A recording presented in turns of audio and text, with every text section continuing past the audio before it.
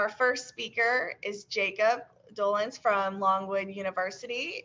Quick 2-minute pitch. I want to talk about two things. First is the Ecosystem Building Leadership Project, which is a national and international initiative that I will put a link into here that everyone should join because it has amazing resources.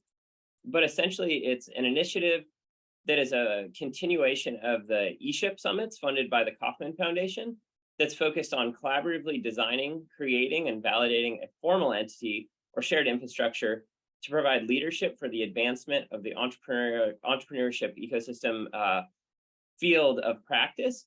So how do we define this work nationally so that we can work together in finding more funding opportunities, provide thought leadership, find and share resources across the country? And it's a group of folks literally from all over the world. So I'll put a link in for that here in a second, but I would definitely check it out.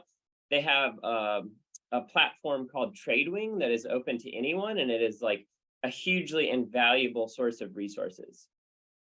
And then the second thing, the tip, when I got into this work, I started thinking, how do we measure this work and how do we go beyond the qualitative stories that we all know? So we all have like the feel-good stories of how we've helped entrepreneurs, but I wanted to go a bit deeper. And one of the tools that I use a lot is Kumu, which is a network analysis mapping software.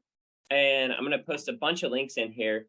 Jeff Bennett, an ecosystem builder out of Sacramento, California, just did an update on an article he wrote about how do you map your ecosystem. So specifically, how do we look at identifying broad categories of stakeholders? This can help us think about how do we fill gaps in our ecosystem? How can we be more strategic? How can we see future opportunities as they emerge? How can we become better at supporting entrepreneurs more effectively? So I'll throw all of these links in the chat, but if you have any questions about either of these resources, and I think my 2 minutes is almost up, please reach out to me. I'd be happy to walk anyone through the ecosystem mapping process.